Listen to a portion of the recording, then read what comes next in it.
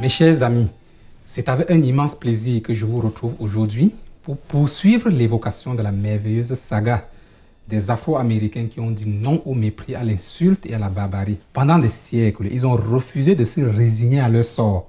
Chacun a fait sa part. L'addition de ces efforts continue à secouer le système, opérer des mutations, libérer des espaces de dignité. Nous avons admiré la révolte individuelle de la première génération, qui ne s'arrêtait que devant le fer et le fusil. Il y a eu les Quakers, qui se projetaient dans le regard des Africains et qui voyaient Dieu en chaque être vivant. Leur combat a irradié l'État de Pennsylvanie, puis les autres États du Nord. Nous avons également apprécié la fougue de la deuxième génération. Nat Turner, John Brown, Harriet Tubman, Sojourner Truth. Ils ont secoué le cocotier dans les États du Sud et poussé à bout les vieux conservateurs qui avaient un attachement viscéral pour le modèle économique de la plantation. Cette génération-là a provoqué la guerre de sécession. Du sang a coulé. Le prix de la liberté a été payé. La capsule de ce jour est consacrée à la troisième et à la quatrième génération. Commençons par la troisième génération. Elle va de 1877, date de l'adoption des lois de ségrégation, à 1964, fin officielle et juridique de la ségrégation. La guerre de sécession siffle la fin de l'esclavage. C'est un événement historique comparable à l'abolition de la traite transfrontalière en 1808. Les combattants ont tout donné pour vivre ce jour. On aurait pu dire qu'ils ont vu la terre promise et que désormais tout va bien. Hélas, 1000 fois hélas. Au lieu de disparaître, la barbarie change de visage. Le 13e, le 14e et le 15e amendement sont aussitôt confisqués par les lois Jim Crow, mises en place pour entraver les droits constitutionnels des Africains américains, acquis suite à la guerre civile. L'organisation fédérale laisse la liberté aux États d'adopter certaines lois propres. Les 11 États du Sud, les États confédérés, tirent profit de cette disposition et adoptent les lois Jim Crow qui introduisent la ségrégation dans les lieux publics, les écoles, les hôpitaux, les toilettes publiques, les lieux de transport, les cabines téléphoniques, les fontaines publiques, les lieux de rassemblement et limitent les interactions sociales. Le Parti républicain, qui a milité pour l'abolition, ne veut pas enfoncer le clou après sa victoire sur les esclavagistes. Il laisse les marges de manœuvre aux démocrates. Viscérablement attachés au modèle ségrégationniste, les démocrates en abuseront. En leur sein émerge le Ku Klux Klan, une organisation terroriste qui va semer la mort et la désolation dans les rangs des populations afro-américaines. Le Ku Klux Klan procède au lynchage d'une centaine d'Africains par an. Dans cette génération, le combat se déporte de la plantation vers l'espace public. La barbarie s'est parée de la majesté de la loi. Par conséquent, les combattants engagent une litanie de procès à la Cour suprême pour revendiquer les droits civiques, dont le droit de vote. Ils organisent également des marches de revendication. La désobéissance civile est aussi au rendez-vous dans les bus. Vous connaissez Rosa Parks, mais n'oublions pas, avant elle, plusieurs militants afro-américains ont refusé de céder leur place à des Caucasiens dans les tramways. Pensez à Bayard Rustin, Irene Morgan, Lily Mae Bradford, Sarah Louise Case, ou encore une lycéenne de 15 ans, Claudette Colvin. Mes chers amis, quand vous posez votre acte, pensez à une goutte d'eau. De goutte d'eau en goutte d'eau, le vase fait le plein. En 1955, l'acte de Rosa Parks est comme la goutte d'eau qui fait déborder le vase. Interpellée par le conducteur du tramway, elle refuse de céder la place. La police est appelée en intervention. Arrêtée et accusée de troubles à l'ordre public et de non-respect des lois de ségrégation locale, elle est défendue par un avocat caucasien, facteur de la décrédibilisation de la cause antiségrégationniste. Son procès retentissant devient l'épicentre de la lutte antiségrégation. Il s'ensuit un vaste mouvement de boycott réunissant des Afro-Américains et des Caucasiens solidaires de la cause. Le 13 novembre 1956, au bout de 380 jours de pression des militants des droits civiques, la Cour suprême annule la ségrégation dans les bus. Pensez à cet hommage fabuleux que lui a rendu la Société des bus de Montgomery à sa mort en 2005, en réservant les places avant dans ses bus à une photographie d'elle portant une phrase émouvante. La Société de bus RTA rend hommage à la femme qui s'est tenue debout tout en restant assise. Pensez à ces femmes qui, avant Rosa Parks, ont refusé de céder leur place. mais aussi au pasteur Martin Luther King Jr., qui a étalé son charisme durant la longue grève et exposé une vision fraternelle, presque lyrique, des États-Unis d'Amérique. Pensez à ces milliers de combattants, disciples de Martin Luther King, de Malcolm X, Stokely Carmichael, et j'en passe. L'histoire retient ceux qui ont fait tomber la dernière goutte. Aujourd'hui, célébrons ensemble avec fierté et humilité ceux qui ont contribué à faire tomber les groupes précédents. Pensez à ceux qui, en 1909, ont fondé la National Association for the Advancement of Color People. Je pense à Webb Dubois, Archibald Grimke, Henry Moskowitz, Mary White Ovington, soit dit en passant. Rosa Parks était une ancienne secrétaire de la section locale de cette organisation. Ces légalistes engagent le lobbying et l'action judiciaire. Pensez aux procédures intentées devant les tribunaux. Pensez à toutes ces manifestations organisées par la NAACP, aux victoires engrangées contre le lynchage des Afro-Américains, contre les primaires blanches, contre la discrimination dans l'emploi de l'industrie militaire, contre la ségrégation, et j'en passe. Pensez au très influent James Weldon Johnson, ancien consul des États-Unis au Venezuela, qui rejoint le mouvement en 1916 et fait passer le nombre de membres de 90 000 à 900 000. Pensez au Southern Christian League Conference, fondé par Martin Luther King. Rappelons que le but visé ici n'est pas de citer tout le monde. Cela n'est pas possible. Sachez que nous avons une dette à l'endroit de chaque personne qui a donné du sien pour qu'aujourd'hui l'Afro-Américain se tienne debout et accède à la dignité. Beaucoup reste à faire. Il faut poursuivre le combat. La meilleure façon de rendre hommage, c'est de faire ce qui doit être fait aujourd'hui. D'où la 4e et dernière génération. Elle va de 1964 à nos jours. En 1964, le combat de la NAACP paye. La ségrégation est abolie.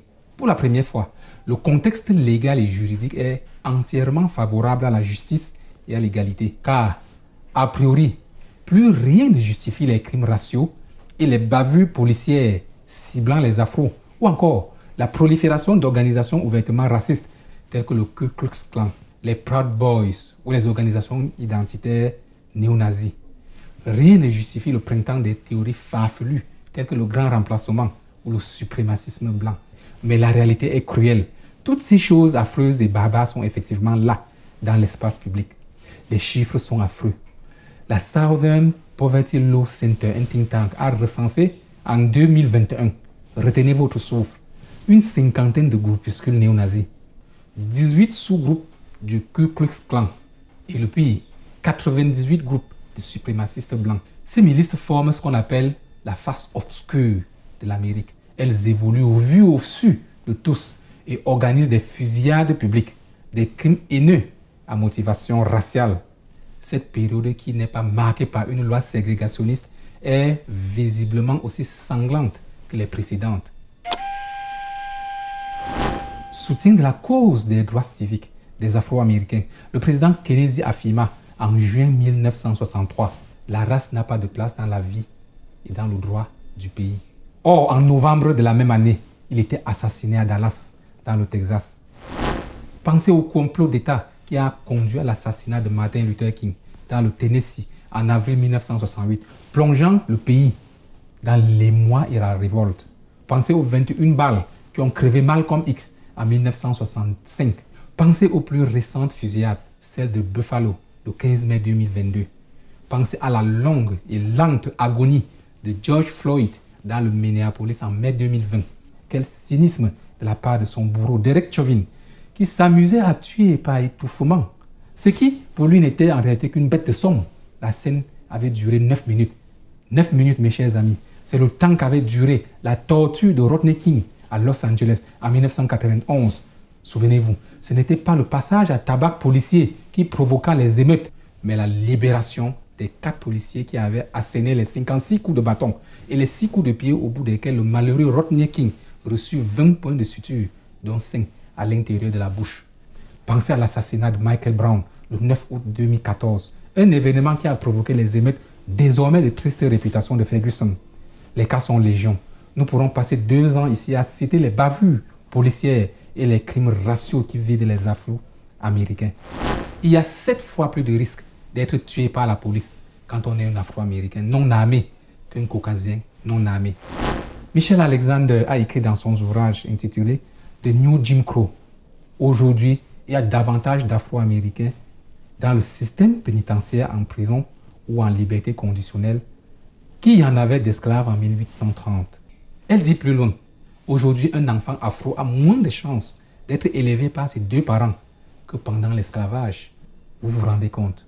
Aujourd'hui, les hommes afro représentent 6,5% de la population des États-Unis, mais 30% des détenus. Aujourd'hui, nous rendons hommage à ces combattants qui ont repris le flambeau laissé par Martin Luther King. Je pense au père fondateur du Black Panthers for Self-Defense, Bobby Seale et Huey P. Newton. Je pense à Jesse Jackson, à Stokely Carmichael, à Dorothy Counts, à Linda Lowry, à Inka Jackson. Je ne peux pas citer tout le monde. Ils sont tellement nombreux.